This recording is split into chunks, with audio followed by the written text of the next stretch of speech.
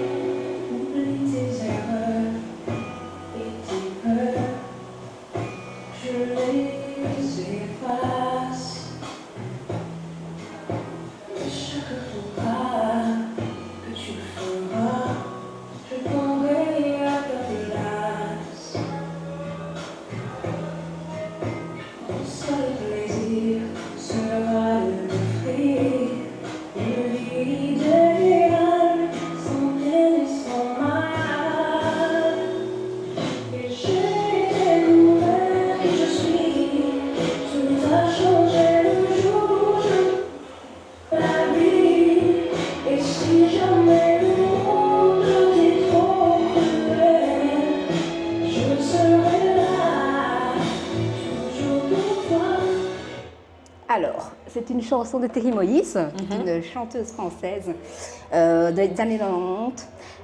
J'ai mis cette petite chanson-là parce que on va parler de ton rôle de mère, de la connexion que tu as avec tes filles. Et voilà, je voulais absolument faire passer ce message au fil conducteur qui sera...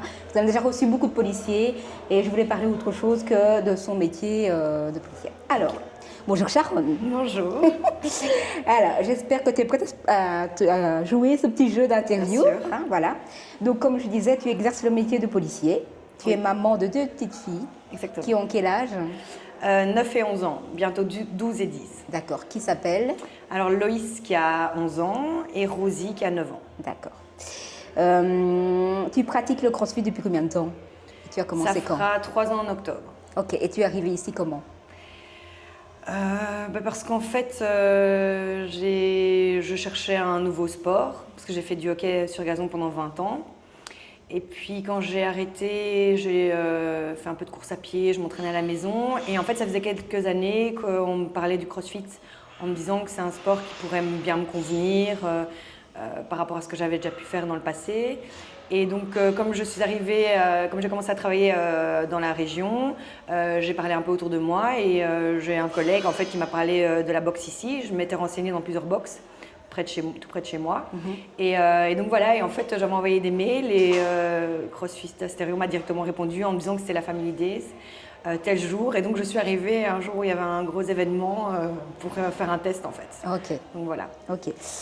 On est ce qu'on peut appeler, je regardais quand j'étais petite une émission qui s'appelait Le Bourlingueur. Je ne sais pas si tu as entendu ça, mais mes parents m'obligeaient à regarder ça. Ouais. C'est un gars qui est habillé style pêcheur, style montagneux, style militaire. C'est un mélange horrible comme style. Et qui allait à la découverte du monde seulement dans la nature. Et donc, du coup, j'avais des questions par rapport à ça. Tu aimes voyager à sac à dos, carrément. Toi, tu te libères de toute comment dire, superficialité du voyage. D'où te vient cet amour du voyage? Est-ce que c'est tes parents qui te l'ont inculqué ou Non, pas du tout. Ouais. Pas du tout, parce que quand j'étais petite, je partais avec mes parents en Espagne un mois en appart-hôtel. Ah oui, d'accord. Donc pas du tout. En fait, j'ai toujours été attirée par les autres cultures. Ça depuis toujours. Ça m'intéresse, ça m'intrigue. J'aime vraiment bien apprendre des autres. Et c'est plus venu suite à une situation personnelle qui a fait que je me suis rendu compte que la vie est courte et que c'est bien de profiter et de voir un maximum de choses. Ça vient plus de là que De l'éducation. que de l'éducation, oui. Ok. On dit que voyager léger, c'est aussi un état d'esprit. Qu'est-ce que tu as appris en vivant avec juste ce qu'il y a de ton sac?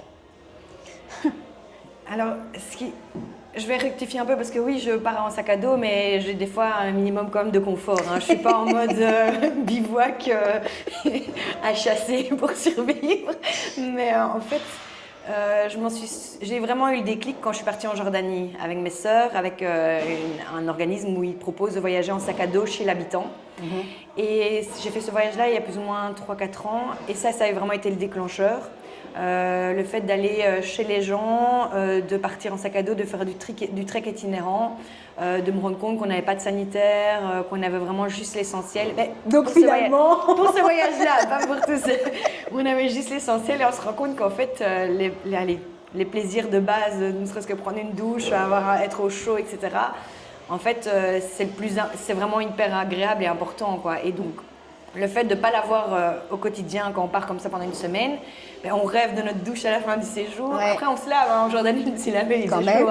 Mais le fait de te rendre compte que c'est ça le plus important, les choses de base, d'être en contact avec les gens, de manger des bons repas, etc., tout le reste devient superficiel. Et puis on découvre plus la culture en s'immergeant qu'en tant que touriste, qui ne voit que les trucs touristiques et finalement elle n'a pas la vraie connexion de. C'est pour ça que j'aime pas dire que je suis vraiment pas je me considère pas comme une touriste quand je voyage, mais plus comme une voyageuse, quoi. J'aime soit aller en Airbnb chez l'habitant. Quand j'ai mes enfants par exemple et que je voyage avec les filles, je prends la voiture ou l'avion et alors en fait je vais chez les gens et donc j'ai mon espace à moi, mais j'essaye de m'imprégner un maximum de l'ambiance et de l'endroit où je vais. Mais c'est vraiment, pour moi c'est important de rencontrer les autres personnes et d'aller, quoi. Et je pense que c'est à ce moment-là qu'on se rend compte vraiment de ce que c'est. J'irai pas, alors je critique pas du tout les gens qui voyagent comme ça, mais c'est pas mon délire d'aller en all inclusive en Égypte pour avoir du soleil. Tu vois, si je pars, j'ai envie de partir et de m'imprégner de la culture et je vais aller goûter des choses locales, les genres de choses, quoi. Faire des expériences, quoi. Et comment tu fais pour choisir les pays dans lesquels tu vas aller? Parce que tu es beaucoup très ancrée Amérique latine. Enfin, ces derniers, oui. Ici, les derniers voyages, oui, mais j'ai été beaucoup dans les pays de l'Est. Aussi, ouais. Et en fait, j'ai une checklist, tout D'accord. simplement. En fait, je vais beaucoup sur Instagram voir un peu tous les voyages, des comptes de voyage et beaucoup du bouche à oreille, en fait. D'accord. Le fait de voyager comme ça, en fait, le premier déclic que ça a été, c'est quand je suis partie en Jordanie. Tous les gens que j'ai rencontrés dans ce voyage-là sont des gens qui voyagent toujours en sac à dos et qui ont fait des voyages aussi remplis de culture. Et en fait, en discutant pendant le trek, tu es toute la journée avec les gens, donc tu fais que parler. Tu scrolles pas sur ton téléphone, c'est vraiment de l'échange. Et c'est marrant aussi parce que tu arrives au début, tu te fais des idées sur les gens et en fin de compte, au fur et à mesure de la semaine, quand tu passes tout ton temps avec ces gens-là, forcément. Et en fait, tu apprends à les connaître et donc ils t'expliquent. La dernière fois, quand j'étais au Pérou, j'ai rencontré une personne qui était beaucoup plus âgée, qui avait une septantaine d'années, avec qui j'ai marché. Et mon rêve, c'était d'aller au Népal. Et on a parlé du Népal, de tout ce qu'il avait été voir là-bas, de la culture. Et donc, il donne des tips, des idées, des choses à faire, à ne pas faire, des lieux à aller voir. Et en fait, ça me donne des idées encore plus. Et je discute, je pose mes questions. Et c'est comme ça, en fait, que j'élargis mon panel de voyages et de ce que j'ai envie de faire ou pas faire. D'accord, donc c'est généralement les gens qui te donnent l'envie de... Voilà, en discutant et en me disant, ben voilà, ça c'est vraiment sympa. Et quel est votre point commun à tous ces gens qui voyagent finalement? Est-ce que tu retrouves une connexion et une valeur commune entre vous tous ou pas du tout? Oui, je dirais que souvent les gens, ils ont vécu certaines expériences de leur vie qui font qu'ils ont envie de voyager et ils n'ont pas envie de se prendre la tête pour des bêtises et je pense qu'ils vont à l'essentiel. Et à partir du moment où tu voyages d'une certaine manière comme ça, en rencontrant d'autres cultures, tu prends goût. Et une fois que tu prends goût, en fait, je pense que c'est une chaîne sans fin. Ouais. Et donc c'est vraiment ça, un échange de valeurs communes, donc l'envie de connaître les autres cultures, l'amour de la découverte, de l'expérience aussi. Okay. Donc je pense que oui, pas mal de Est-ce que tu penses, parce qu'on dit souvent qu'il n'y a pas besoin de partir au bout du monde pour apprendre à se connaître, mais finalement c'est une sorte d'introspection quand on va de l'autre bout du monde, on Ouais. a un point de recul sur ce qu'on vit et sur ce qu'on traverse évidemment au quotidien. Et est-ce que tu dirais ça, que tu as appris finalement à te connecter à toi et à comprendre qui tu étais à travers tes voyages? Et à savoir qu'est-ce qui était essentiel pour toi en tout cas? Alors, je pense que ça joue. Je pense qu'il y a un autre travail qu'on peut faire au quotidien par rapport à tout ça, par rapport à nos affinités, à l'envie d'apprendre à se connaître, de par la lecture ou d'autres choses. Mais c'est vrai que le fait de voyager, ben, tu te rends compte des choses qui sont essentielles pour toi. Et aussi, tu te rends compte, moi, quand j'avais été, à la fin de mes études, je suis partie aux États-Unis. Et donc, j'avais été à New York. Hein, donc, vraiment, le truc, je pense que j'avais fait New York, Boston et Atlantic City. Et alors, j'avais un ami qui avait été aussi à Charleston pendant ses études universitaires. J'avais été en fait dans les familles américaines, etc. Et ça m'avait choqué la différence de culture, leur conception de la vie, etc. Et en fait, je me suis rendu compte quand je suis revenue qu'en Belgique, on était vraiment bien par rapport à d'autres cultures où en fait, c'est soit tu réussis, soit tu rates. C'était un exemple parmi tant d'autres que j'ai eu en tout cas dans mes voyages. Là, c'était aux États-Unis. Et je me suis dit, mais en fait, en Belgique, on est bien pour telle ou telle chose. Et quand j'ai voyagé en Jordanie, par exemple, où tu vois qu'ils sont tout contents de leur montagne avec l'essentiel et qu'ils ont toujours connu ça, ils sont bergers et qu'ils se contentent de ça du matin jusqu'au soir et c'est leur travail, ben, en fait, on se rend compte qu'il ne faut pas spécialement grand-chose pour être heureux. Et quand on est confronté à tout ça, je trouve que ça fait vraiment un choc. Et encore, j'ai pas été dans des pays sous-développés. Si j'ai pas été en Afrique, dans certains pays, ou par exemple en Inde. Donc, j'ai même pas été confrontée à une certaine Pauvreté extrême, ce genre de choses. Mais le choc des cultures, ou ce qui est normal pour nous, ne l'est peut-être pas pour quelqu'un d'autre. Tout ce qui est religion aussi. Je suis pas spécialement je suis pas du tout croyante, mais je respecte énormément les croyances des autres, que ça soit ici en Belgique ou à l'étranger. Donc si on me dit, ben voilà, pour faire telle chose, il faut se couvrir. Par exemple, quand j'étais en Bulgarie, j'étais dans un temple où je n'ai pas pu rentrer parce que je devais mettre un voile sur moi, mais sur mes épaules. Mais c'est quelque chose où voilà, je respecte parce que c'est pas ma culture, mais je viens dans un pays, donc je dois respecter la culture du pays. Et donc je trouve que c'est bien. Et de montrer ça aussi à mes enfants, je trouve que c'est important de montrer qu'il n'y a pas que notre pays et qu'il y a d'autres choses, quoi. Et ça, je trouve que ça, c'est une chose que tu viens de dire, que c'est super important qu'on respecte la culture des gens quand on va dans leur pays. Par contre, en Belgique, c'est le contraire. C'est les Belges qui s'adaptent à la culture des autres. Mais enfin, ça, c'est un autre débat. Ça, c'est un autre débat. En effet. Est-ce que c'est difficile pour toi, du coup, ou c'est plus facile pour toi quand tu reviens finalement de te reconnecter plus facilement aux gens? Est-ce que le fait de voyager, de dire finalement ce que je pense des gens à première vue, à force de passer du temps avec eux, finalement je me rends compte que ma première impression n'est pas forcément la bonne. Est-ce que ça, finalement, quand tu reviens dans ton quotidien, est-ce que tu te dis je vais tirer des leçons de tout ce que j'ai appris et finalement ne plus me faire une idée conçue des gens, mais apprendre à les connaître parce que je l'ai appris dans le voyage, parce qu'évidemment, dans un autre contexte, c'est toujours plus facile. Plein de choses sont toujours plus faciles. Je ne sais pas si ça joue par rapport au voyage, mais je ne suis pas quelqu'un qui me fait des idées sur les personnes juste en les voyant. Est-ce que c'est une déformation professionnelle? Ça, je ne sais pas. Mais en tout cas, je n'écoute jamais ce que les gens racontent sur d'autres personnes et je me fais toujours mon propre avis. Et je pars du principe qu'on ne connaît pas la vie des gens. Et si quelqu'un peut paraître un peu distant ou aigri ou renfermé, je ne suis pas du genre à me faire une idée en me disant oui, celle-là, elle est comme ça. Je vais plus me dire, voilà, je vais essayer de connaître la personne et de parler avec la personne. Et en fin de compte, il y a des gens, on se fait des idées sur les gens alors qu'on ne les connaît pas du tout. Et une fois que je pars du principe qu'il faut toujours mettre les chaussures des gens avant de parler sur eux. Et donc ça, c'est quelque chose qui est important. Alors, est-ce que ça vient du voyage? Ça a peut-être influencé. Mais moi, je pense que c'est plus par rapport à mon expérience personnelle, de par le travail où on vient avec certains faits bien précis et qu'en fait, quand on doit entendre plein de gens, on se rend compte que de par l'évolution de l'enquête ou n'importe quoi, qu'en fait, les faits ne sont pas du tout ce qu'ils étaient à la base. Et donc, en fait, ça permet de remettre un peu l'église au milieu du village et te rendre compte qu'il ne faut pas toujours écouter ce que les gens racontent et qu'il faut se faire sa propre opinion en fait. Donc tu es déjà quand même une personne bien posée et ancrée. Mais j'essaye un maximum. Alors je pense que, j'ai envie de dire, j'espère que c'est par l'expérience, que ça soit dans la vie de tous les jours ou de par les voyages et puis avec les années aussi. Forcément. J'ai pas, je suis plus toute la maturité fait que... c'est ça. On va dire ça joliment, la maturité fait que... Voilà, exactement. Si tu devais transmettre une seule leçon de tes aventures à tes fils, ce serait laquelle?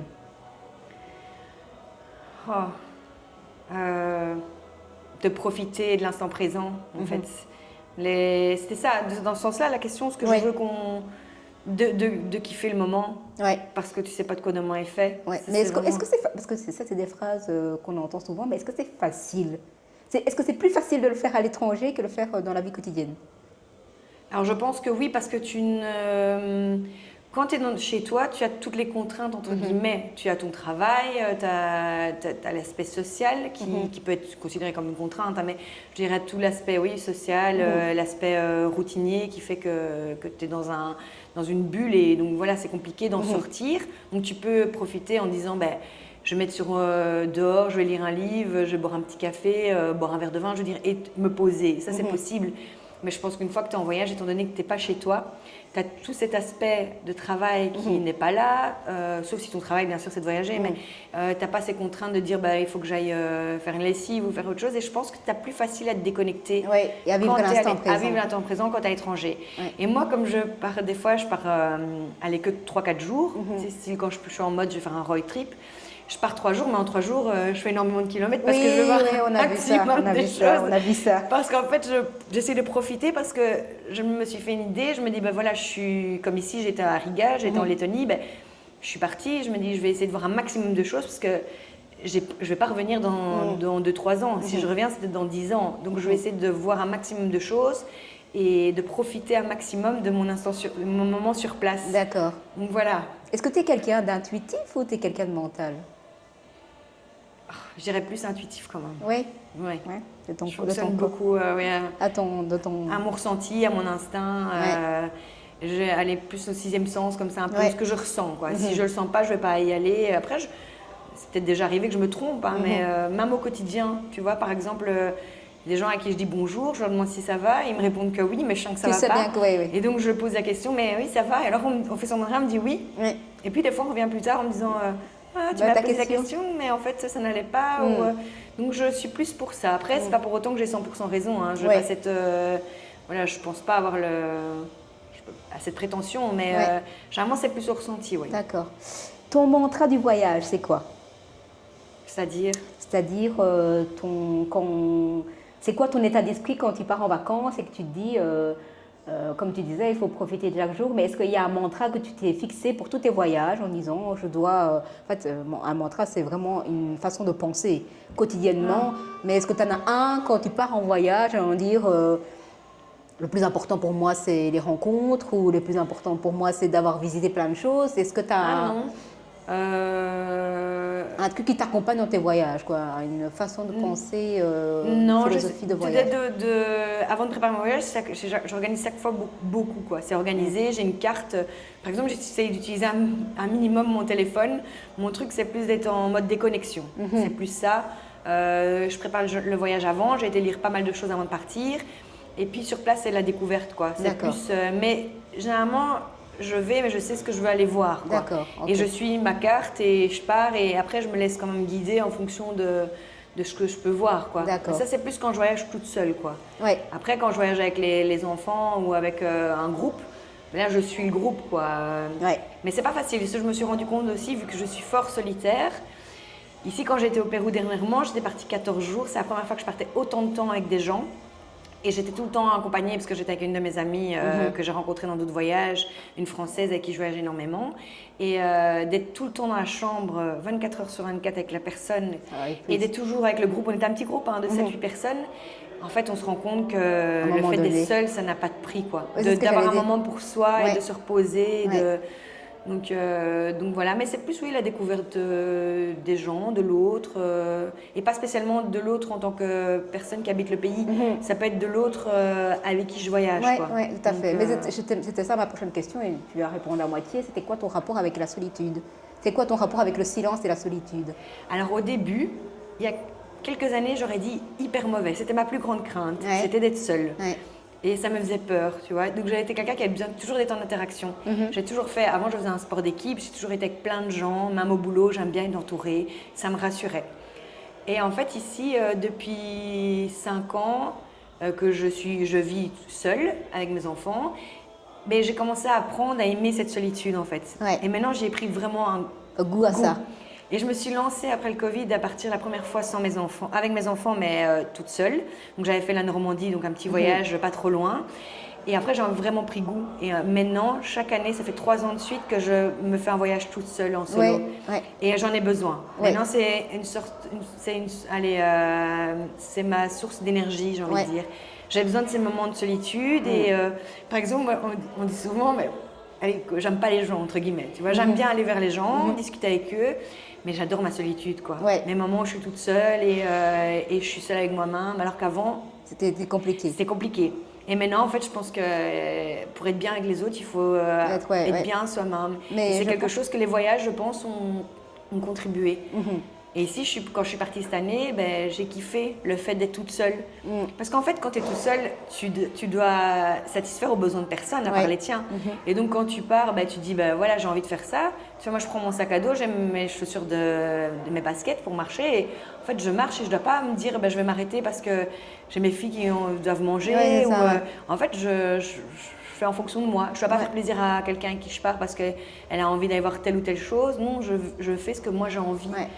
Et en fait, le problème, c'est qu'une fois que tu es dans ce cercle-là, ou en tout cas dans cette optique-là, ça devient des fois difficile de partir avec d'autres personnes. Oui, évidemment. Parce que c'est un peu comme quand tu vis tout seul, tu vois, des habitudes. Donc moi, je prends ma carte, je sais où je vais aller et j'ai personne pour me dire « Ah, mais j'ai envie de rester là ou de m'arrêter 2 minutes là. » Non, en fait, je m'arrête si j'ai envie une demi-heure de me poser. Je dois rendre des comptes à personne et je ne dois pas demander l'avis de quelqu'un.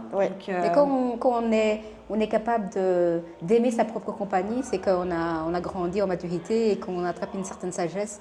Parce que c'est pas facile d'être avec soi, parce que ça veut dire que toutes les pensées t'accompagnent aussi au quotidien. Donc si tu as réussi à passer ce cap, c'est... C'est pas toujours facile, hein, parce que des fois, c'est pas toute seule, c'est seule. Oui, absolument. Mais autant avant, c'était une de mes craintes, une de mes plus grandes craintes. Et autant avec les années, dont surtout ici dernièrement, quand je suis partie, ça fait vraiment un bien fou en fait. Mais j'adore aussi, tu vois, ici je pars bientôt avec ma sœur. Mais j'adore aussi. Je pars avec mes sœurs, c'est un moment de grande complicité aussi, donc c'est chouette. Tu vis pas la même chose, quoi. Je vis pas la même chose, c'est différent, quoi. Alors, on va parler de ton rôle de maman. Je te suis sur les réseaux sociaux et en tout cas, moi je vois beaucoup, tu t'occupes de beaucoup de tes enfants, tu fais beaucoup d'activités avec elles, mais il y a une certaine complicité que je remarque. En tout cas, tu sens que tes filles, en tout cas, ont un respect et aussi une connexion copine-maman, mais tout en restant, en gardant ta place de mère. Et donc, je voulais parler de ça, parce que c'était important pour moi, parce qu'on n'a pas encore parlé de ce sujet-là dans les podcasts ici. Est-ce que devenir maman a toujours fait partie de toi? Tu as toujours dit, plus tard, moi je vais être maman? J'ai toujours voulu être maman et d'une famille nombreuse. Une famille nombreuse, ok.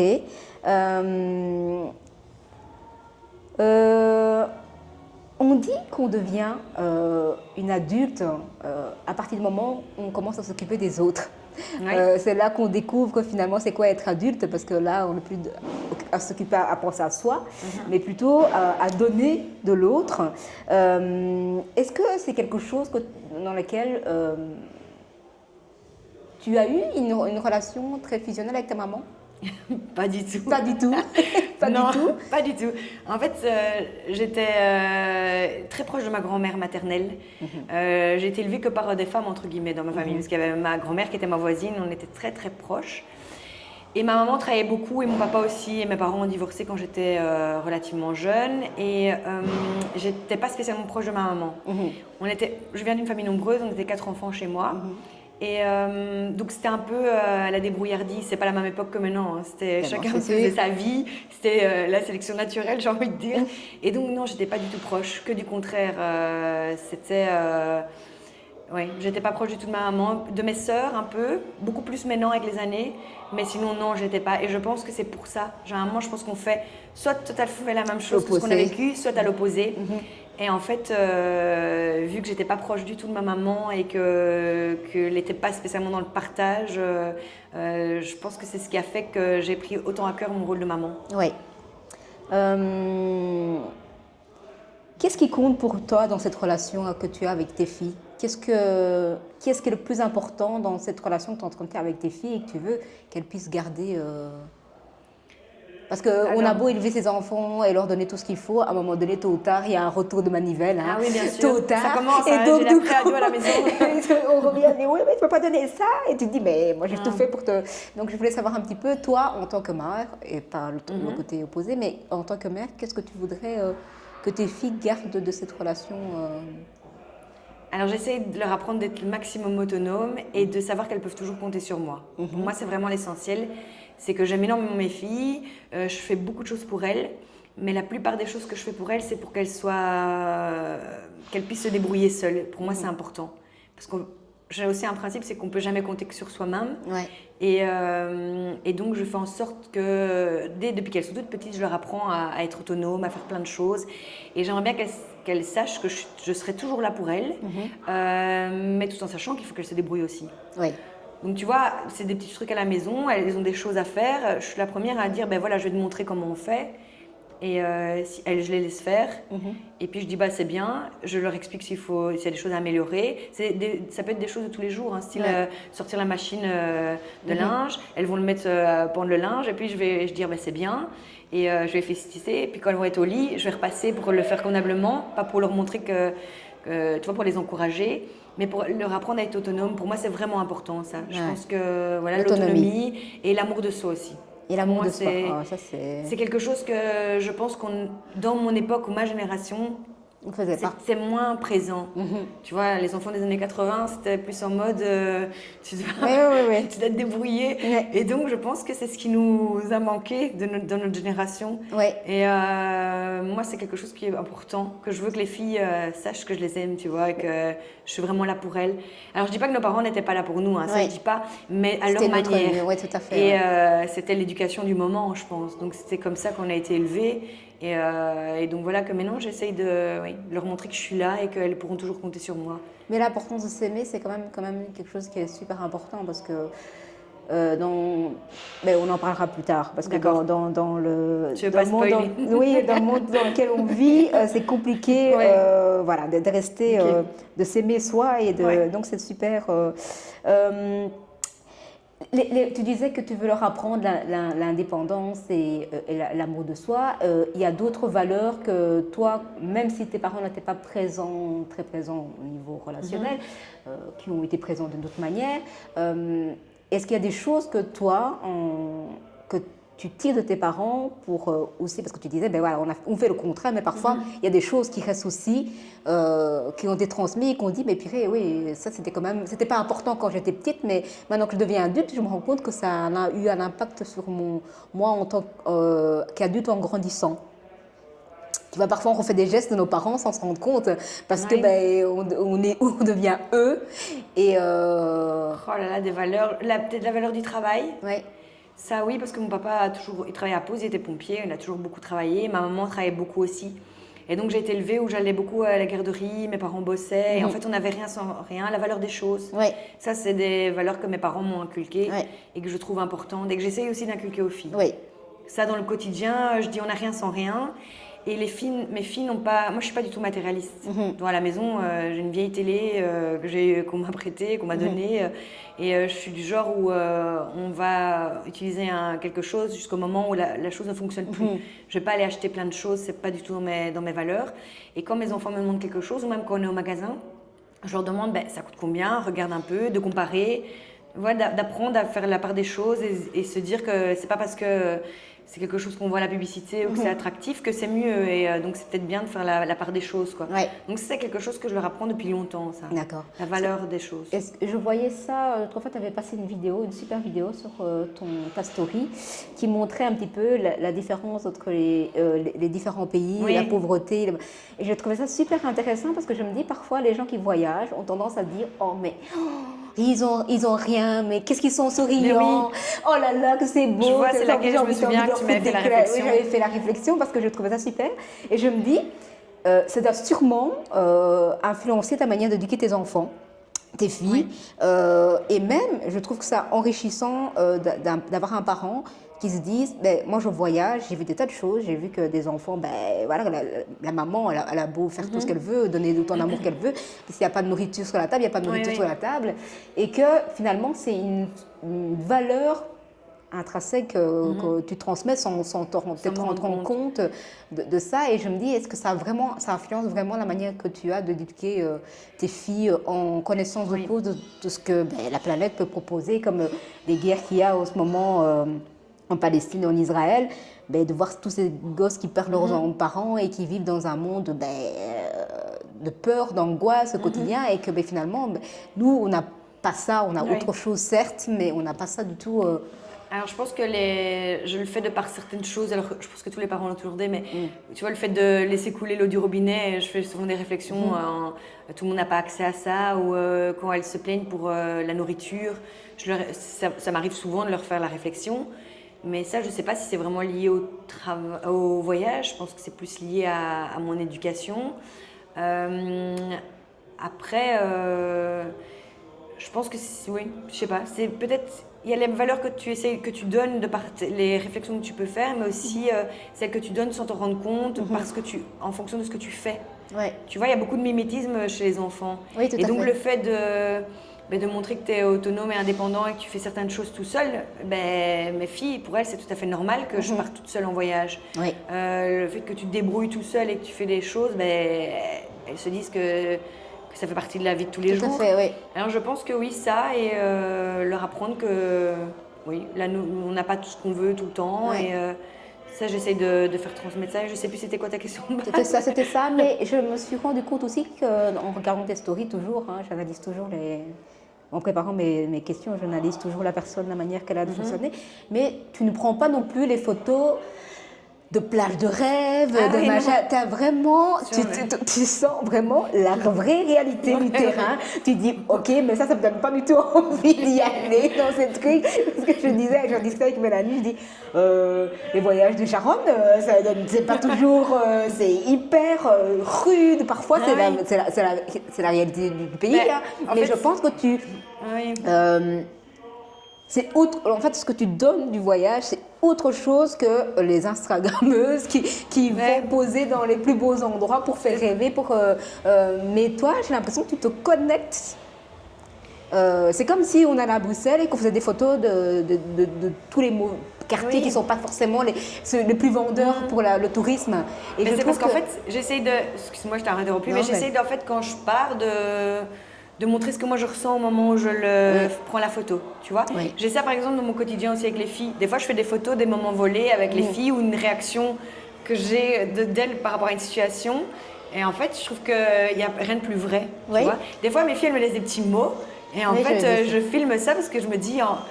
c'est mignon, tu vois, et j'ai envie de le partager. Et ça peut être aussi des crises, parce que je l'ai déjà fait aussi, de filmer des moments down ou quand tu voyages et qu'en fait il fait que pleuvoir et que tu sais rien faire de ce qui est prévu, mais c'est ça aussi le voyage. Oui, tout à fait. D'être dans les galères et c'est pas toujours beau et joli sur des photos instagrammables. C'est plus. Donc voilà, après, je pense que c'est plus en fonction de ma vision, moi.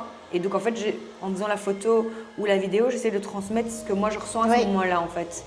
C'est pour ça que souvent je mets des musiques aussi qui sont en lien avec mon ressenti, Oui. tu vois, quand je fais des stories. Mais moi, je dis que j'ai découvert beaucoup de toi en Ouais. te suivant sur Instagram. Hein. Je me dis, ah, quand même, je ne savais pas ça du tout d'elle. Oui, parce que les gens ne s'imaginent pas que je suis comme ça. Mais bon. oui, et donc je me dis, ah ouais, elle a quand même une vision différente de ce que moi j'ai comme vision du voyage. Ouais. Je ne suis pas non plus 4 étoiles, mais je ne suis pas non plus sac à dos, Ouais. machin. Parce que je me dis, c'est pas mon truc. Dans un monde où on a l'impression que la nouvelle génération ne veut plus faire d'enfants tellement qu'ils sont angoissés par ce qu'on voit. Moi, je pense pas. Hein. Je pense que chaque ère a ses... Oui. Je dis ceux qui ont vécu la guerre 40-45, ils se disaient aussi, mon Dieu, on n'a pas envie de faire des enfants. C'est juste que maintenant, on a accès à tout. Donc Voilà. on voit tout, Comment, finalement, leur apprends à relativiser et avoir leurs propres repères, que même si le monde n'a pas l'air de tourner rond, elles peuvent toujours s'en sortir. Est-ce que c'est compliqué à transmettre ça? Parce qu'il y a les angoisses des parents en disant mais purée, mais comment ça va être leur avenir? Et en même temps, je me dis que chaque enfant a la possibilité, la capacité de s'en sortir dans son monde. Parce que nous, on voit ça en tant qu'adultes qui avons grandi, finalement, on va plutôt vers la mort que vers le début. Ouais. Et eux, ils vont grandir vers un avenir. Et je me dis, mais moi, je pense que on a tous la capacité de s'adapter finalement à notre monde. Est-ce que toi, tu as l'impression de devoir batailler pour les rassurer, pour leur dire ça va aller, ou c'est... Alors, il y a plusieurs trucs. Déjà, moi, à la maison, j'ai pas la télé. Oui. C'est un choix personnel. J'ai la télé, mais Internet, quoi. J'ai juste les connexions pour regarder des films. Ça, c'est un choix que j'ai fait suite aux attentats, parce que j'ai travaillé à Bruxelles à ce moment-là. Et donc, vu qu'on voit déjà pas mal de choses au boulot, je trouvais ça très intrusif et ça me prenait vraiment tellement que j'ai préféré couper tout contact avec tout ce qui est médias, etc. Donc, chez moi, je ne suis pas confrontée à tout ça. Donc, et je n'ai pas cette angoisse parce que je t'avoue que je ne m'occupe pas, que je sois égoïste, mais je ne m'occupe pas de ce qui se passe ailleurs. Disons que j'aime vivre le moment présent, je m'intéresse à toutes les cultures, à tout plein de choses, mais je ne dramatise pas, je ne commence pas à me dire c'est la guerre là-bas, il y a tel conflit là-bas. Non, je me dis que j'ai tellement de soucis dans ma vie au quotidien et tellement de choses à gérer que je ne m'aliène pas les pensées avec ça. Mes filles ne me retournent pas ce genre d'angoisse non plus. Est-ce que c'est parce que je ne leur donne pas accès à ça? Alors après, peut-être que quand elles vont chez leurs grands-parents ou chez leur papa, mais je ne pense pas parce on parle énormément à la maison et elles ne viennent pas avec ce genre d'angoisse. Alors essayer de les rassurer sur la vie de tous les jours, ça je pense que c'est plus... Allez, ma plus jeune a eu beaucoup d'angoisse liée à la mort, etc.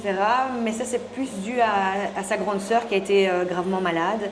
Et suite à ça, ça nous a rapprochés, comme tu me posais la question par rapport à tout à l'heure. Donc, parce que sinon les gens ne vont pas spécialement toujours comprendre ce côté fusionnel qu'on a toutes les trois.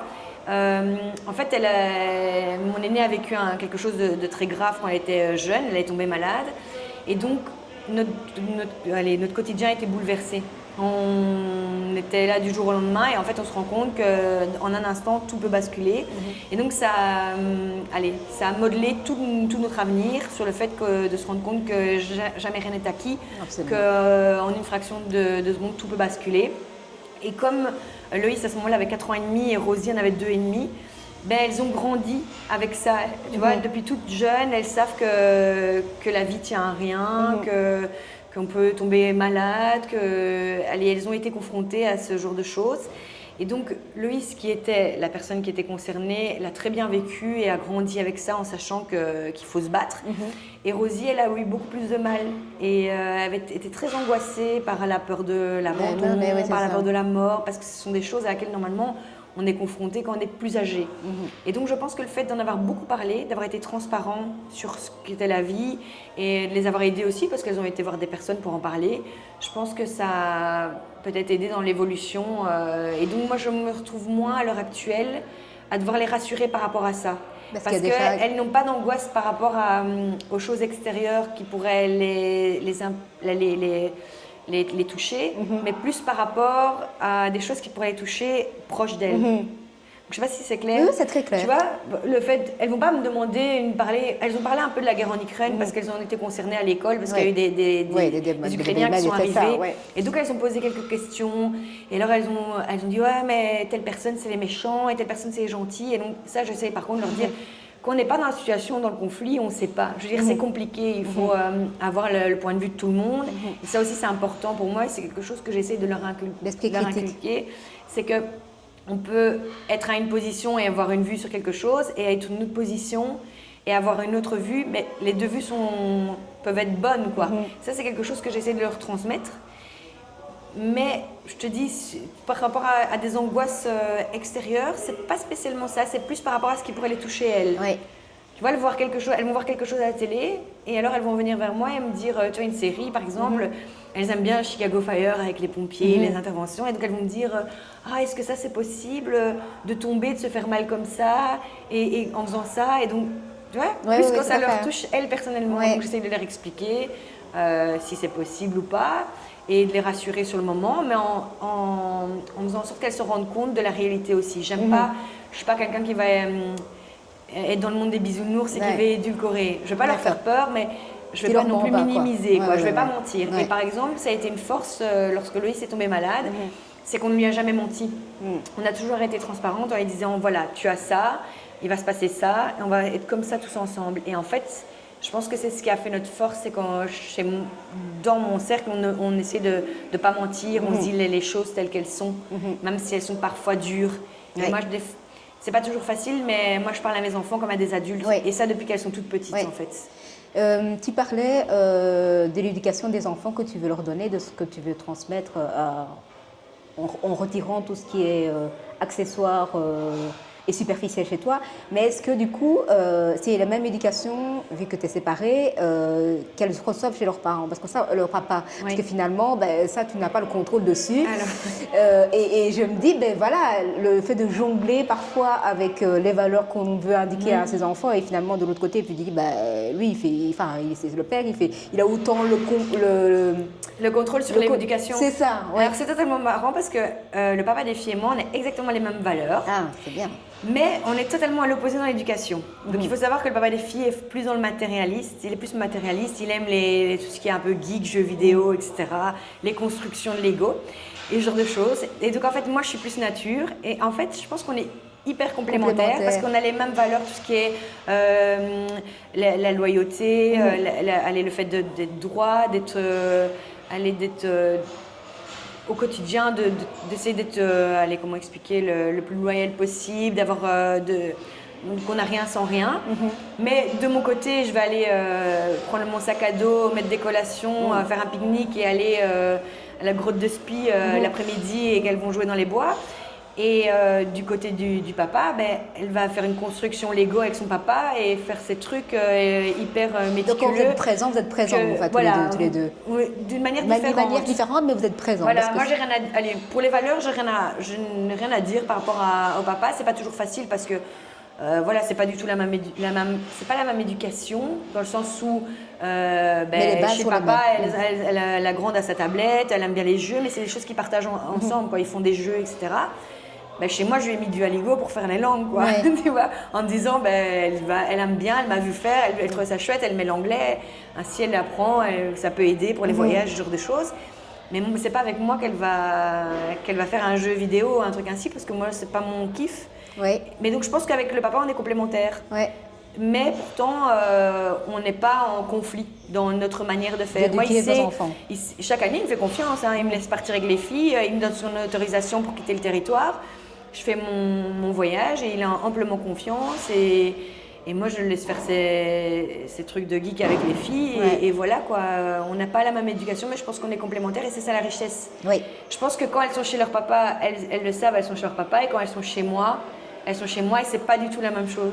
Tu vois. Mais ce que est chouette, c'est que en fait, quand on devient adulte, les seuls souvenirs qu'on a de notre enfance, c'est les moments qu'on a passés avec nos parents. Et donc c'est ça qu'on ne se rappelle pas des beaux cadeaux qu'on a reçus ou les belles paires de chaussures ou quoi que ce soit. On se rappelle de dire, ah ouais, mais je me rappelle qu'à mes 5 ans, pour mon anniversaire, j'ai fait ça avec maman ou j'ai fait ça avec papa. Donc c'est bien, c'est une super éducation que vous leur transmettez. Tu vois, par exemple, Loïs, elle aime bien Harry Potter, elle est hyper geek, etc. Son papa aussi, et il lui a toujours dit, il part pas avec elle en vacances chaque année, mais il lui a dit, pour tes 12 ans, on va aller voir Harry Potter en Angleterre. Et donc, ça fait 3-4 ans qu'elle le sait, et donc, elle va s'en souvenir toute sa vie. Oui, moi, j'ai beau partir avec elle chaque année, ça fait 3 ans qu'elle me dit qu'elle va partir avec son papa. Donc, tu vois, je pense que chacun apporte ses choses, et je pense que, oui, le plus important, c'est les moments. Oui. Après, c'est facile, hein, de dire ça, mais il y a toujours des moments aussi où c'est pas toujours évident d'avoir des enfants. Évidemment. Je pète aussi mes câbles, faut pas croire. Oui, mais on dit pas que t'es la numéro 1 des mamans, non, et puis non. je pense pas. Et puis, on est défaillants, je veux dire, tous dans tous les rôles qu'on peut avoir. Absolument. On n'est pas parfait, et c'est ça qui est beau aussi. Oui, et puis je pense pas qu'il existe un rôle parfait non, c'est sûr. Une façon de faire d'être maman, voilà. quoi. Par rapport, parce qu'elles vont arriver, elles sont encore en primaire. Hein. Oui, la grande est en 6e. Ok, donc elles vont arriver dans l'école supérieure. Hein. Il va y avoir les réseaux sociaux. Et on sait que les réseaux sociaux font beaucoup de mal. Beaucoup de jeunes sont en dépression à cause de ça. Les harcèlements, parce que ça n'a pas de fin finalement. Il y a l'école et puis après ça continue. Des suicides, enfin bref, un monde qui fait vraiment peur. Et je parlais aussi de cette... des streams qu'il y avait eu avec le jeune, le monsieur qui est décédé en France, avec Jean-Paul, non, t'as pas vu, hier j'en ai parlé, qui est décédé parce que c'était du harcèlement par réseau. Il payait pour que la personne se fasse harceler, en fait, se fasse taper dessus. Et c'était tous des jeunes de 12-13 ans qui payaient 1 euro chaque fois pour que la personne puisse se tabasser. Et donc il y a ce côté hyper malsain, mais aussi hyper facile du fait d'être derrière son ordinateur et qu'on n'a pas, on se rend pas, comme tu disais, tu leur as appris finalement les émotions liées à elles et pas à choses qu'elles peuvent voir à la TV. Mais comment est-ce que tu te prépares déjà à ce genre de choses, que ça va arriver, que tu le veuilles ou pas Alors oui. Parce que autant la grande, elle a une vraie carapace, autant la plus jeune, elle est fort tout ce qui est émotionnel, elle est fort à être, si quelqu'un est pas gentil avec elle, elle va mal le vivre, etc. Donc elle est peut-être plus sujette à ce genre de comportement. Et en fait, ça m'angoisse beaucoup. Parce que déjà, de par le boulot, tu vois tout ce qui est harcèlement, etc. Tu le vois aussi. Ça me fait vraiment peur. Alors comment, nous déjà, elle n'a pas de téléphone. On ne lui a dit pas avant les rénover. Donc ça, c'est pas avant l'année prochaine. Il y a tout ce qui est contrôle parental et pour moi, à part, on ne va pas la couper de tout ce qui est social, ça ne sert à rien parce qu'il faut vivre avec son temps. Donc c'est déjà prévu, on en a déjà beaucoup discuté avec le papa, qu'elle aurait son téléphone quand elle arrive rénové l'année prochaine, parce qu'elle va avoir 12 ans ici au mois de mars, mais elle l'aura qu'en septembre l'année prochaine. Et elle aura droit à avoir peut-être Messenger ou ce genre de choses, mais moi, il est hors de question qu'elle ait TikTok ou ce genre de choses.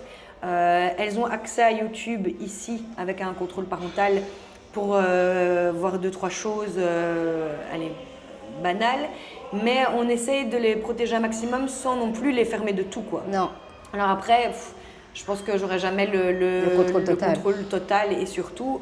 Après, je peux te dire que moi, le téléphone, si elle l'aura pas le soir, si je peux aller checker ce qui se passe, avec qui elle discute. Et je suis fort aussi à m'inquiéter de ce qui peut se dire à l'école. Parce qu'il faut savoir que déjà maintenant à l'école, il y a 2 clans. Hein. Il y a le clan des gens qui ont les téléphones et qui sont sur Messenger, etc. Alors qu'ils ont le téléphone depuis qu'ils ont 9 ans. Et puis tu as le clan de ceux qui n'ont pas de téléphone. Donc tu vois qu'il y a déjà des guéguerres à l'école et j'essaie déjà d'expliquer que voilà, c'est pas parce qu'on peut être en contact juste en discutant et que faut pas toujours être connecté. Maintenant voilà, on peut un peu les préparer, discuter avec eux et expliquer que quand on parle à quelqu'un, on ne sait pas qui est derrière l'écran. Ça c'est important aussi d'expliquer, mais bon après on ne peut pas les protéger de tout. Non. Donc à part leur dire qu'on est là pour les écouter s'ils ont un souci, et je pense vérifier quand même derrière, checker, sans faire non plus le flic tout le temps à être toujours derrière. Mais je pense qu'il y a un minimum de contrôle parce qu'il ne faut pas non plus accepter tout et n'importe quoi. Ouais, c'est ça. Et alors, elles parlaient beaucoup du harcèlement, ça j'en ai déjà beaucoup parlé. Elles sont au courant, les filles, que c'est important et qu'on ne critique pas les autres, que ce soit de par leur physique ou autre chose, quoi. Ouais. Mais j'avais vu un reportage sur Netflix avec une fille qui se faisait harceler. Et elle, c'était par sa maman, quoi, qui avait harcelé. Elle recevait des messages et tout. En fait, ça fait peur parce qu'on se Ça rend compte fait- que ça peut détruire quelqu'un parce que tout ce qui est violence psychologique, ça peut avoir un impact. Ah oui, mais et c'est donc, parce voilà. parce qu'en fait, il n'y a pas de fin. Avant, tu pouvais dire, ben, ok, je m'entends pas bien avec 2-3 filles à l'école, Mais oui, tu je rentres l'ai- chez toi, Voilà. mais là, ça continue, quoi. Et c'est Ouais. même, enfin, tu te dis, mais c'est des petits monstres. Quand j'entendais qu'à un Les moment enfants donné- sont méchants, hein. Oui, que la série Squid Game était, que tous les gosses connaissaient ça. Je dis, mais comment moi, j'ai regardé ça une saison, moi, c'est déjà Mais non, perturbée. oui. Je me dis, mais comment des parents peuvent laisser garder ça? Et maintenant, en même temps, t'as aucun contrôle sur quand tu as un téléphone en main, je veux dire. Mais même ne serait-ce qu'à la télé, nous on fait tous très attention à, tu vois, à partir de quel Ouais. âge les enfants peuvent regarder. Et des fois on ne se rend pas compte de l'impact qu'a peut avoir un film ou une série sur les Ouais. gens, sur les enfants. Mais tu maintenant, vois. quand il y a une discussion, je me dis, il y a moyen de discuter de cette série-là avec ses enfants et dire, ben, évidemment, le consentement, on le met où, on peut. Enfin, il y a toujours moyen de trouver Oui. une explication à ça. Mais dis, mais enfin, je ne suis pas maman et donc du coup, je n'ai pas Mais je de pense point qu'on- de vue à avoir là-dessus. Mais je me dis, mais purée, parfois, tu regardes des films, tu te dis, mais c'est la réalité ou c'est la. Tu te dis. Tellement que, Ouais. parfois les faits divers que tu regardes, tu te dis mais c'est la folie, tu as l'impression que tu regardes une série et que 2 semaines après tu vois la même Ouais. chose à la TV, des jeunes qui arrivent, enfin bref, je me dis ça ne doit pas être évident. Mais j'essaye de pas trop de- pousser à tout ça parce que sinon je pense que tu deviens parano. Hein. Oui, Tu absolument. deviens parano. Après, Absolument. ça dépend de la génération. Tu vois, Oui. nous, on a peur de laisser les enfants partir tout seuls parce qu'on est de la génération Julie et Mélissa, mais on va pas avoir peur Oui. de chaque fois qu'on voit une camionnette blanche. Quoi, tu Oui, vois. mais c'est Donc, vrai, on a il y a vécu ça. d'autres, il y a des craintes qui sont justifiées, d'autres qui font partie des angoisses personnelles, mais aussi la société. Et je pense qu'il faut essayer de jongler avec tout ça. Et la discussion, la communication, c'est le plus important. Après, bon, Oui. ça reste des enfants. S'ils ont envie de pas parler, ils ne parleront pas. Hein. T'as beau faire ce que tu veux. T'as beau faire ce que tu veux, ouais. Donc voilà. Bon, après, c'est pour ça qu'il y a moyen de vérifier, quoi. Oui. Je veux dire, Ouais. alors Mais c'est parfois là- ils sont plus au courant que les parents Oui. pour la manière de retirer le truc. Oui, c'est ça, bien toujours, sûr. Ça, mais bon, après, j'ose espérer que, voilà. Et puis ben, toi, en tant que policière, tu es confrontée complètement. Mais c'est le problème, c'est que des fois, tu es tellement confronté à plein de choses que tu peux devenir parano et que Oui. tu es au courant. Voilà. Après, j'essaie aussi de faire la part des choses, sinon je vais être angoissée à chaque moment. Oui, Je- c'est ça. J'aurais jamais mis mes filles au scout, sinon elles découchent jamais de la maison, Oui. elles vont pas chez les copains. Ça a été un travail que j'ai dû faire sur moi pour me dire, il ne faut pas que mes propres angoisses touchent à Sur mes mes enfants. enfants, oui. Et donc j'essaie de faire en sorte qu'elles soient autonomes, mais par contre je suis la première à leur faire part de tout ce qui est consentement, de leur expliquer. Et alors aussi tout ce qui est accident. Moi j'ai très peur de tout ça. Tu vois, le fait de traverser, de faire écraser, ou le fait de partir avec quelqu'un que tu ne connais pas. Donc depuis qu'elles sont toutes petites, c'est des choses que je leur rappelle, sans les angoisser, mais je dis quand on traverse, n'oubliez pas, il faut regarder bien à droite et à gauche, on ne parle pas à des gens qu'on ne connaît pas, tu vois, j'essaye de les préparer comme je peux. Voilà, après peut-être des Ouais. choses que je ne fais pas bien et des choses que je fais mieux, mais voilà, je me dis, il y a des choses dont elles sont au courant et je ne leur cache pas non plus, mais je les angoisse pas, quoi, tu vois. Tu parlais tout à l'heure que tu leur avais donné la valeur de s'aimer, d'apprendre à s'aimer, d'aimer leur corps.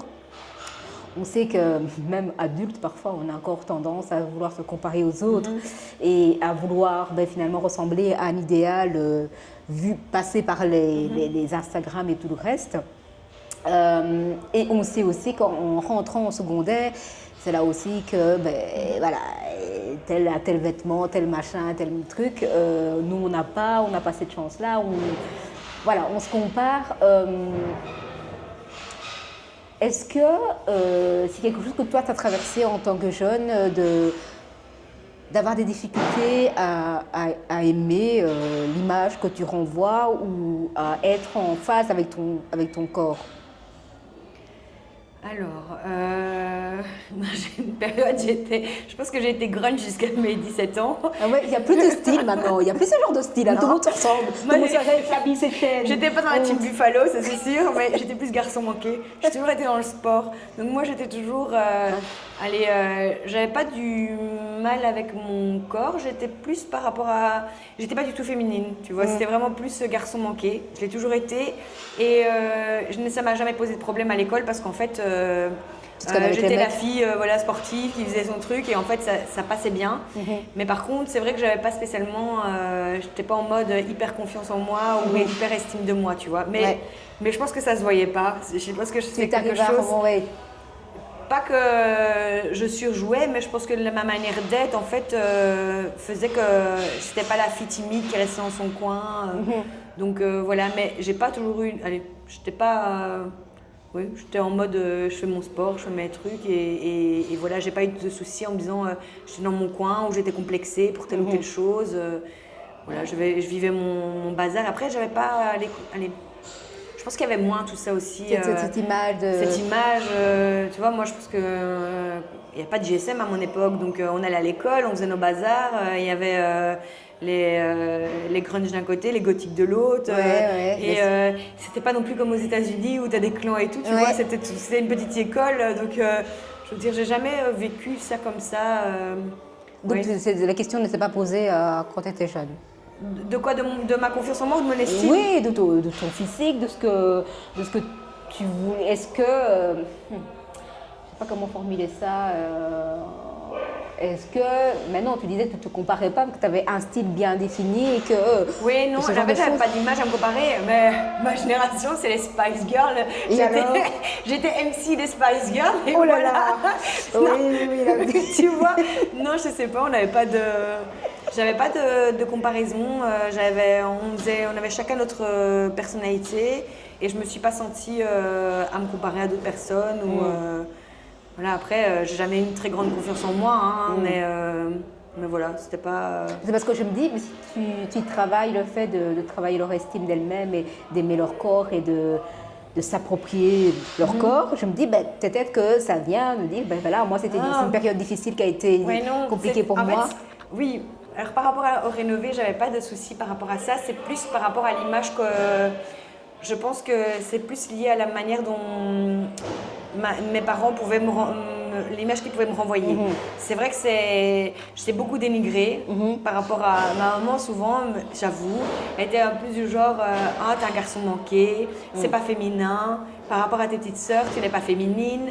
Elle dit t'as pas envie de mettre des talons ou faire ceci ou faire cela. T'as des larges épaules. J'ai beaucoup été mis dans l'image du garçon manqué qui marchait comme un mec, qui n'était pas féminine. Et donc en fait, je pense que ça m'a beaucoup travaillé. Et inconsciemment, quand après j'ai grandi, c'est resté dans ma tête qu'en final. De toute façon, j'étais pas féminine et que voilà, c'était pas beau, que c'était pas bien. Et je pense que ça m'a blessée intérieurement et ça a aussi eu un impact sur les relations que j'ai pu avoir avec d'autres personnes. Et c'est pour ça que ça me tient énormément à cœur. À cœur qu'elles s'aiment telles qu'elles sont. Voilà, qu'elles s'aiment telles qu'elles sont. Et alors aussi, je suis d'une génération où on ne disait pas aux enfants je t'aime ou ce genre de choses. Ça coulait de source. Et donc moi, c'est quelque chose que j'ai dit tout le temps à mes enfants. Tu vois, tous les soirs, je leur dis, et même quand elles dorment, je vais leur dire une dernière fois au revoir et je dis je t'aime et tout, c'est important. Alors est-ce que c'est parce que je surcompense par rapport à quand j'étais petite, je ne sais pas. On fait tout ça. Mais je pense que c'est important parce que j'ai envie qu'elles se sentent bien dans leur peau et j'essaie je les remets des fois à leur place. Tu vois, si elles font un peu les malines ou n'importe quoi, je dis écoute, voilà, il ne faut pas exagérer, il faut rester humble, etc. Mais j'essaye de faire en sorte qu'elles aient confiance en elles parce que je pense que ça a énormément d'impact sur tout ce que tu fais, d'avoir confiance en toi. Sur ne serait-ce que Allez, par exemple, Loïs a voulu... je lui ai proposé de faire un Aerox, tu vois, elle a voulu faire un Aerox en solo, mais elle m'a dit, parce qu'elle courait bien, et elle le sait parce que quand elle fait des crosses à l'école, ça se passe bien. Donc ça, par rapport à ça, la confiance. Et puis elle m'a dit, écoute, je veux quand même tester les poids parce qu'elle est quand même très mince, c'est une petite brindille, donc elle me dit, je veux voir. Et donc, je lui ai dit, écoute, on va regarder ensemble. Donc on a regardé ensemble, elle a testé les poids, je lui ai dit, écoute, on va faire ça, et si tu es bien, et si tu te sens bien, on le fait. Si tu le sens pas et que tu me dis que tu préfères pas, on le fait pas, quoi. Et donc, j'ai essayé, en lui montrant qu'elle était capable de porter telle ou telle chose en s'entraînant, qu'elle pourrait atteindre l'objectif de le faire. Tu vois, j'essaye de par des faits concrets de lui montrer de quoi elle est capable. C'est pas toujours facile, mais ça peut être pour le sport, comme ça peut être pour un défi à l'école. Tu vois, si par exemple elle a du mal en dictée, j'essaye de m'entraîner un maximum avec elle pour qu'elle ait confiance, même si c'est pas toujours facile. Et la discussion aussi, mais voilà, c'est pas toujours évident. Mais après, je pense que c'est aussi ton vécu qui fait que Peut-être que je surcompense en leur disant 10 fois que je les aime super fort, et peut-être qu'en le disant une fois c'est suffisant, et peut-être que plus tard elles vont me dire tu m'énerves, voilà, tes amours, là. C'est ça quoi. Peut-être. Du coup, elles ne diront plus jamais à leurs enfants. Peut-être qu'elles ne le diront pas. Peut-être. Est-ce que tu attends de... Parce qu'on dit les mamans, ça donne, mais de temps en temps aussi, ça aime bien de recevoir.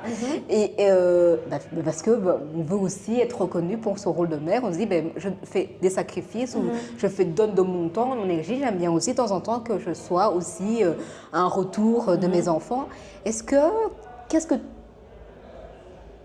Comment je vais poser ces questions-là Comment tu te sens reconnue dans ton rôle de mère? Je me sens reconnue quand elles font certaines attentions, tu vois. D'accord. Par exemple, ce que je t'expliquais tantôt, le fait de dire des choses ou de faire le mimétisme. Quand les filles font des choses que moi je fais, en fait, je me sens hyper valorisée. Oui. Tu vois, par exemple, je vais prendre l'exemple du sport, c'est un peu le sujet aussi. Je vais m'entraîner. C'est déjà arrivé que mes filles, elles s'installent le tapis à la maison, elles commencent à faire des pompes, etc. Avec toi. Et même si je ne m'entraîne pas, tu vois, elles s'entraînent. Ou, par exemple, si je mange quelque chose à la maison, elles savent que c'est important de manger équilibré, etc. Mais t'en as une qui va me dire, mais non, je ne mange pas de bonbons, c'est bien de manger des fruits. Tu vois, le fait d'avoir des retours comme ça, je me dis, je ne vais pas trop rater. Le fait d'avoir des petits mots aussi, tu vois, par exemple, quand mes filles partent en voyage scolaire, c'est parti de l'école, généralement ils disent, vous pouvez écrire à l'enfant ou mettre des petits mots, ça fait toujours plaisir. En fait, depuis qu'elles sont toutes petites, je le fais, tu vois, je mets des petites post-it dans le plumier, dans la trousse de toilette. Et en fin de compte, un jour, quand je suis partie en Jordanie, j'avais laissé ma valise, j'étais en train de la préparer.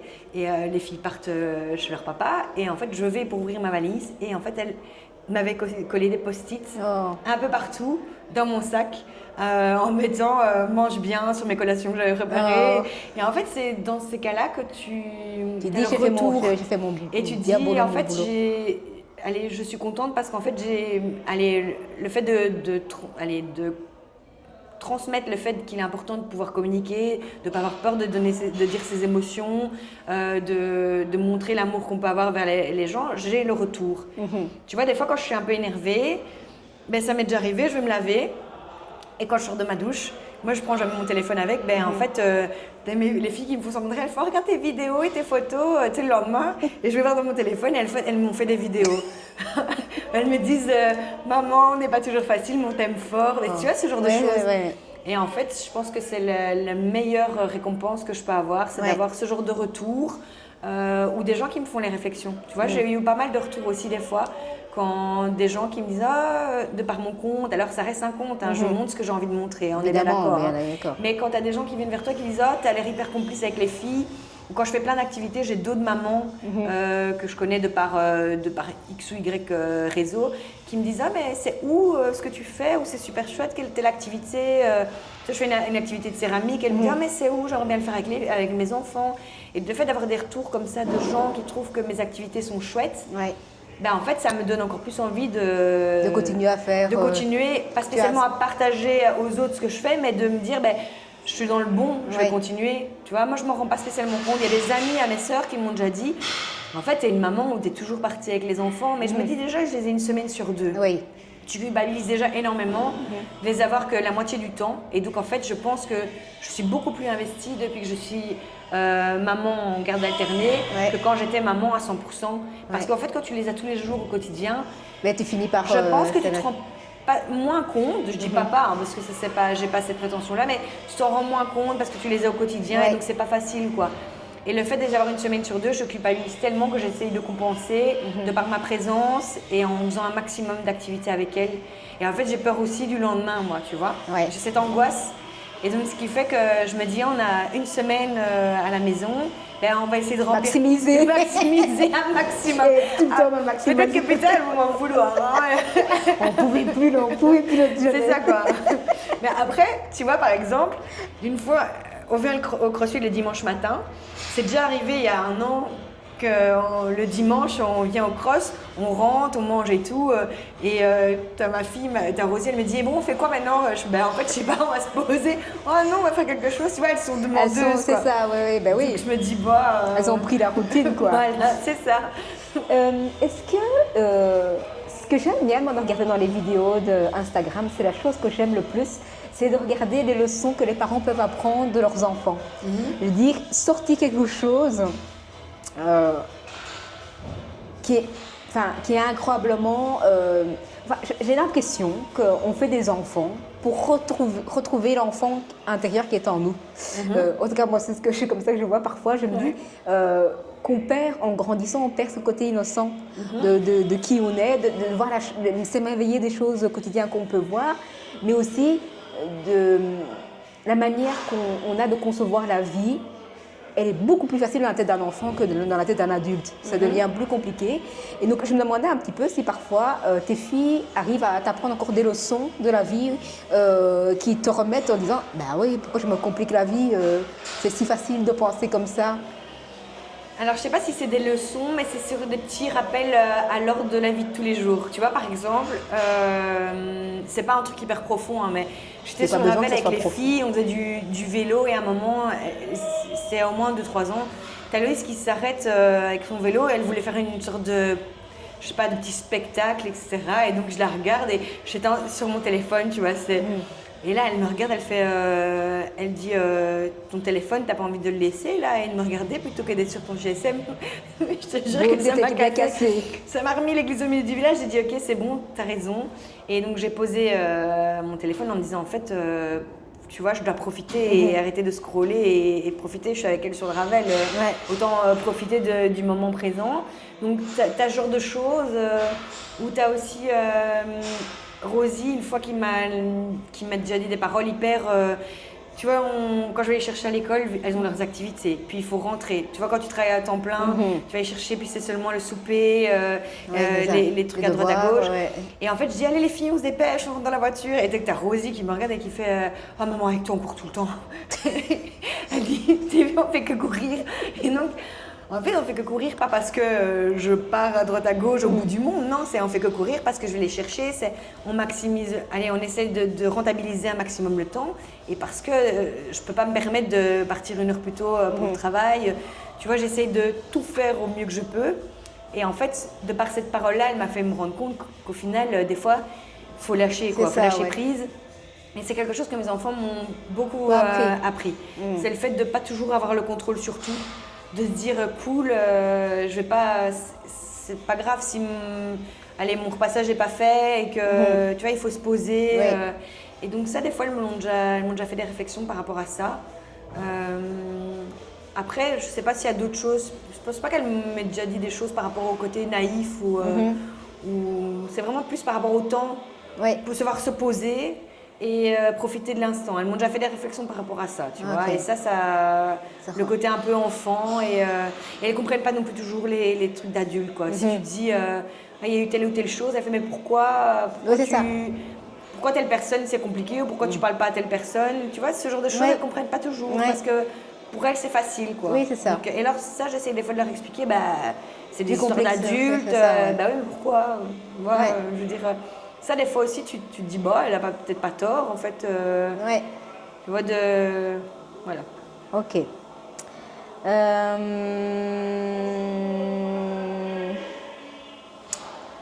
Est-ce que tu penses souvent à l'éducation Montessori? À la quoi? L'éducation Montessori. Tu as déjà vu l'éducation bienveillante, éducation... Est-ce que tu as déjà... tourner dans cette tique de malade, des gens qui...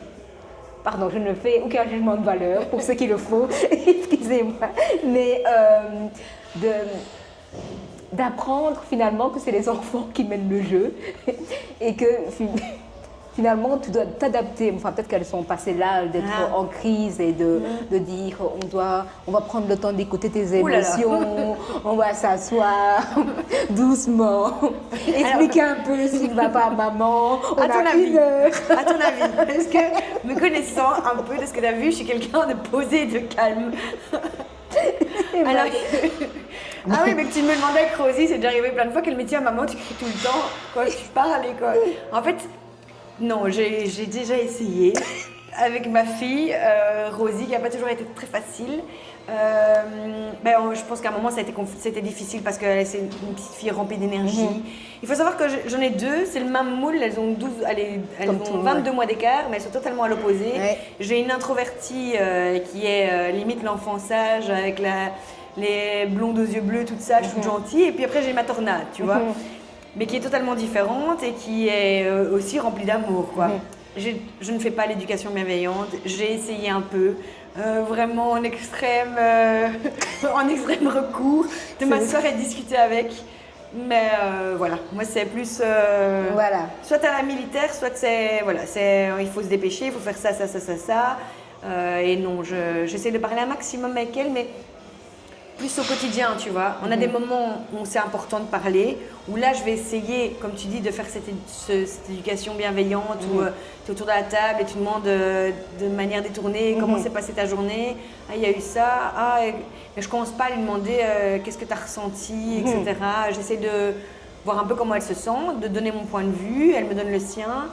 Et je commence pas à faire des débats, quoi, tu vois. Ou quand elle est en crise, je commence pas à m'asseoir et dire vas-y, fais ta crise. Il y a des moments où tu peux pas te le permettre. Non, moi, je vis en appartement.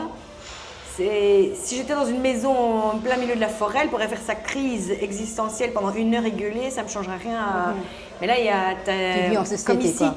Tu vois, à un moment, c'est plus le cas maintenant, mais quand il y a 3 ans d'ici, quand je venais avec Rosie, elle était encore plus jeune, et ça arrivait qu'elle vienne et qu'elle court un peu partout dans la salle. Et j'essayais de la recadrer, mais c'était vraiment pas facile. Et ça a déjà posé problème parce qu'on me dit oui, elle court partout, c'est problématique.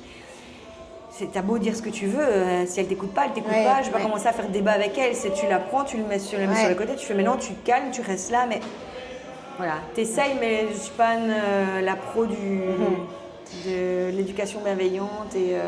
Est-ce que tu as déjà projeté, parce qu'on a tendance, quand on est enceinte, on espère que sa fille sera comme ça, qu'elle sera intelligente, qu'elle sera belle, qu'elle sera gentille, qu'elle fera des super études. On ne peut pas s'en empêcher, on est être humain, c'est comme ça.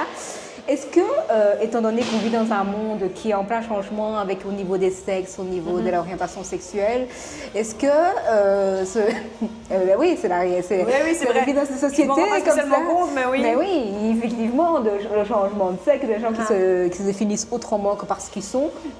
Mais même aussi, je pourrais dire, si elle est attirée par les femmes ou si elle décide de changer de sexe, est-ce que ce sont des choses auxquelles tu penses ou pas du tout?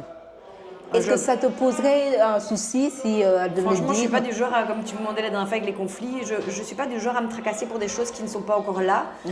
Après, moi, dans ma génération, il y avait des gens, de par même le milieu sportif où je jouais avant, il y avait énormément de personnes, de lesbiennes, pour utiliser le terme, ou d'homosexuels, même de par mes études ou n'importe quoi.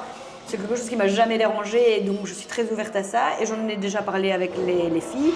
Je n'angoisse pas l'idée de me dire que ma fille va me dire que demain elle veut devenir un frigo ou qu'elle veut se mettre avec une femme en couple. Je me dis qu'en fin de compte, en fait, tant que je ne suis pas dans la situation, je ne sais pas comment je vais réagir. Ça, c'est quelque chose qui est très important aussi pour moi et que j'essaie au quotidien d'expliquer aux filles aussi. C'est que quand on me demande comment tu réagis si telle ou telle chose, ou qu'elle me dit et si on fait ci ou si on fait là, en fait, je ne sais pas. Je ne sais pas parce qu'en fait, tant que je ne suis pas confrontée à la situation, j'ai beau te dire, je suis la fille hyper posée, si un jour il y a telle chose, je réagirai comme ça. Non, tu sais pas. Tu sais pas. En fait, j'ai beau être hyper calme, peut-être que le jour où je vais dans une situation hyper angoissante, je vais totalement bugger et je vais être à l'encontre de mes valeurs parce qu'en fait, c'est mon instinct de survie ou telles choses qui auront été déclenchées. Donc en fait, c'est la même chose avec les filles. Je ne pense pas à ce qu'elles pourront être ou devenir. J'essaie de leur dire que moi, en fait, j'ai envie qu'elles fassent ce qu'elles ont envie. Si demain, Loïs me dit je veux devenir chirurgienne, grand bien de face. Si demain, tu me dis que tu veux partir en Alaska pour faire telle ou telle chose, je dis écoute, je te soutiendrai si c'est ton choix. Après, peut-être qu'il y a des choses qui vont me miner tel ou tel choix de mes enfants. Mais je pense que tant que j'y suis pas confrontée, et en plus, la Sharon que je suis aujourd'hui n'était pas celle que je serai dans quelques années. Tu vois, celle que je suis maintenant avec leurs réactions, j'étais pas la même maman il y a 11 ans, 12 ans quand j'ai eu Loïs, tu vois. Je suis beaucoup plus posée, je suis moins naïve. j'ai pas la même expérience. Et donc, je pense que si demain, je devrais être de nouveau maman, je pense que j'aborderais les choses totalement différemment. Hein. Je serais plus du tout angoissée de la même manière. Je me préoccuperais pas des mêmes choses. Tu vois, on dit souvent, quand tu as un premier, tu veux tout le kit de démarrage. Nickel, c'est ça. Et puis, quand tu en as un troisième, tu prends limite des lingettes dans ton sac et un pampers et tu pars à l'aventure. Donc, je pense que franchement. Le troisième, il se casse la figure, tu regardes même pas, tu dis, oh, c'est qu'il est tombé, quoi. Je pense que ça dépend vraiment de ton vécu et de ce que tu ressens au moment. Et donc, franchement, je pense pas du tout à ça. Ok. Je me dis que je sais pas de quoi demain est fait et donc on verra à ce moment-là. Ok. Quelle importance donnes-tu à la curiosité intellectuelle au niveau de tes enfants? On parlait d'avoir une ouverture d'esprit, l'esprit critique. J'essaye de reformuler mes questions pour qu'elles soient claires pour tout le monde, mais je me dis plus tu es quelqu'un, donc plus tu as des parents ouverts, plus tu as des parents qui peuvent discuter de tout, plus tu développes un esprit. Parce qu'en fait, comme j'ai l'impression qu'on vit dans un monde où il n'y a plus de nuances, c'est toi, tu penses comme moi, soit tu es un con, hein, donc voilà, il n'y a pas de nuances entre eux en disant peut-être qu'ils pensent différemment, mais peut-être que sa façon de penser est meilleure que la mienne, ou même que les deux façons de penser sont. Et comment tu les pousses à avoir un esprit critique pour éviter de tomber dans l'influence des gens, mais aussi par le fait de celui qui parle le plus fort et forcément celui qui a raison. Est-ce que c'est quelque chose que tu apportes dans l'éducation que tu donnes à tes enfants? Alors je ne sais pas si c'est quelque chose qu'on peut apporter comme ça de manière concrète par certaines choses, mais c'est plus en fonction des situations. Tu vois, quand on soupe par exemple, le soir elle m'explique ce qu'elle a eu à l'école, elle me dit oui, je me suis disputée avec telle personne et je demande qu'elle m'explique. Et je dis mais ça c'est ton point de vue, peut-être qu'elle n'a pas son point de vue et moi je suis pas d'accord, c'est pas parce que toi tu m'expliques avoir vécu les choses comme ça que c'est toi qui as raison, tu vois. Ça j'essaye de leur expliquer. Après, je suis quelqu'un qui fait énormément d'activités, mais pas que le fait d'aller à l'extérieur et de voyager. Je vais aussi beaucoup aller quand il y a des expositions, ce genre de choses, pas des trucs trop d'intello non plus. Je veux dire, c'est lié à leur âge, mais oui, évidemment. J'essaie de les ouvrir un maximum et je sais pas si je sais faire quelque chose de concret. C'est plus autour de discussions, ou même quand on regarde un film. Tu vois, il y avait, je sais plus comment c'est ce film avec Julia Roberts où son enfant, il est ah oui, qu'il a un enfant déformé. Oui, qui a un visage, je sais plus comment ça s'appelle, mais c'est un beau film. Oui, en fait, on l'a regardé avec les filles et ça a beaucoup interpellé les filles et surtout Rosie. Et elle me posait plein de questions. Elle dit mais comment ça se fait qu'il est comme ça, etc. Et donc j'essaie de lui expliquer que voilà, il y en a qui naissent d'une certaine manière. Et en fait, je pense que je suis aussi, quand je vois une situation, j'essaie de leur expliquer avant qu'elles viennent me poser la question, tu vois. Comme par exemple, quand tu as une personne qui peut avoir un handicap physique ou mental, avant même qu'elles viennent, qu'elles le remarquent, en fait, je leur attire l'attention sur ça. Tu vois, par exemple, on va aller au magasin, il va un exemple, une personne avec une trisomie 21, je vais dire, regardez les filles. Là, la personne là, on a ce qu'on appelle la trisomie 21 et en fait, je leur explique. Tu vois, pour qu'elles viennent à moi et me posent des questions. Tu vois, par exemple, je vais prendre ton exemple, quand elle est arrivée à la boxe, je leur ai parlé de toi. Je dis, il y a Anne-Sophie, elle a une prothèse, etc. Et donc, j'ai commencé à expliquer. Donc là, elle me posait des questions. J'essaie de répondre au mieux, tu vois. Donc, j'essaye de le faire avec Justine. C'est ça, oui. Justine, étant donné que ma fille, elle a eu un traitement, elle a perdu ses cheveux, j'avais peur que Loïs soit angoissée en voyant Justine, en pensant que Justine avait un cancer, tu vois. Et donc, en fait, j'ai été d'abord, j'en ai parlé un peu à Justine et j'ai dit, écoute, si ça ne te dérange pas, je vais discuter avec mes filles de ce que tu as eu, ce que tu peux avoir, etc.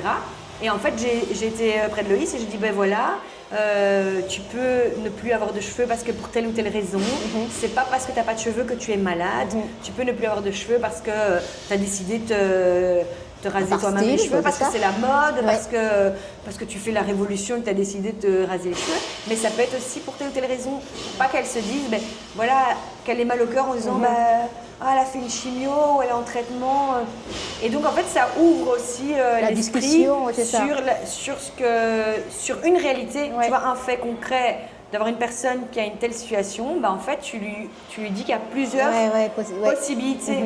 une personne qui a un handicap physique, ça peut être soit un accident, ça peut être d'une naissance, mais il faut qu'elle se rende compte que tu peux naître avec une malformation, tu vois, qu'elles en aient conscience que quand tu nais, tout n'est pas beau et joli et qu'il existe ce genre de choses, quoi. Ouais.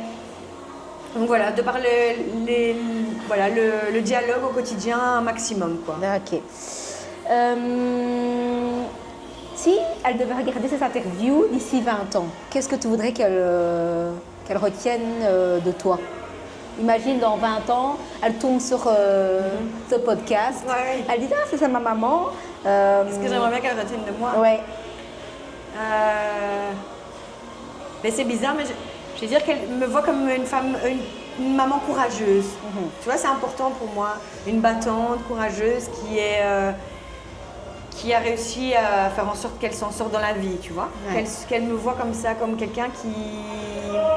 Pas une superwoman, tu vois, mais plus comme quelqu'un qui a toujours fait en sorte de s'en sortir. Parce que tu peux avoir des hauts et des bas, et ça fait partie de la vie, mais il faut se relever, tu vois. Mais l'échec fait partie de la vie, tu vois. Absolument. Parce qu'elle me voit comme ça, comme quelqu'un qui... et d'être fière de ce qu'elles sont et me dire, même si me dire qu'elles sont devenues ce qu'elles sont, en partie grâce à moi. Ça me fait plaisir. Alors après, ça c'est vraiment le summum, quoi, tu vois, mais bon, après, parce que je pense que tout peut jouer, la manière dont tu les éduques, mais les expériences aussi, l'environnement à l'école et les copines jouent un rôle hyper primordial. Moi, j'ai beau être la maman que je suis, si demain mes enfants font des mauvaises rencontres et commencent à tomber dans quelque chose, j'ai beau faire le mieux que je peux, t'as pas toujours d'impact sur ça. Donc, il faut en avoir conscience et donc je veux me dire qu'elles ont été contentes de leur enfance et qu'elles ont une enfance heureuse, quoi. Et, voilà. Super, merci. On arrive tout doucement à la fin de notre interview. Et tant mieux parce qu'elle a besoin de faire le cours de Jonas. Non. Ah mais non, si j'ai pas l'occasion. Si, alors, elle m'a prévenu avant, je veux être à l'heure. Ah, je t'ai pas dit ça, n'importe quoi. Les gens vont me dire que je suis... Ben, ça fait déjà 1h30, 1h et demie pour parler, donc ça va aller. Ça va. Alors, ici, c'est des questions rapides sans réfléchir.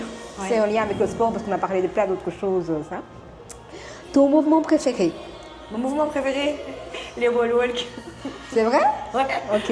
Celui que tu redoutes le plus? Que je redoute, le snatch. Ok.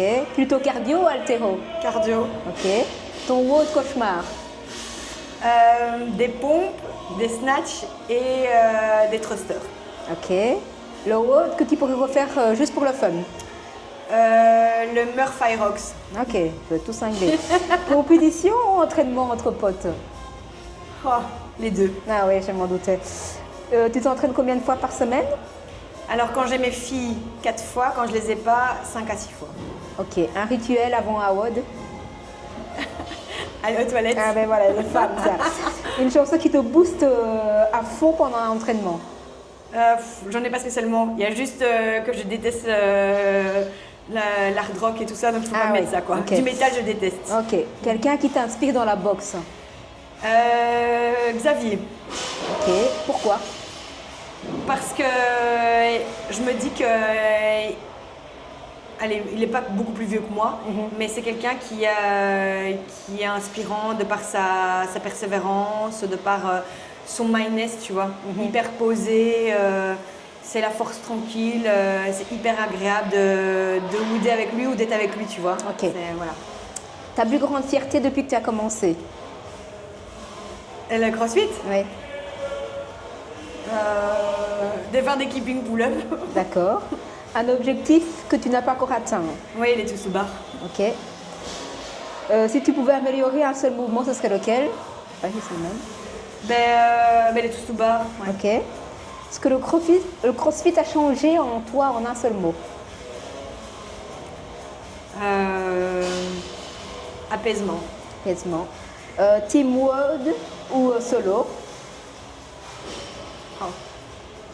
Les deux. Les deux. Tu préfères sans burpees ou sans thruster? Les burpees. J'adore les burpees. C'est vrai? Ouais. Oh, mais purée, t'es cinglé, toi. Tu préfères un coach strict ou blagueur? Strict. Strict. Ce que tu ressens quand tu passes la porte de la boxe? Une bouffée d'air frais. Une bouffée d'air frais. Ben, un grand merci à toi Merci à d'avoir toi. participé, c'était sympa. On a bien rigolé. Et donc, on se retrouve la prochaine fois avec une nouvelle invitée ou un nouvel invité. N'hésitez surtout pas. Salut! Salut!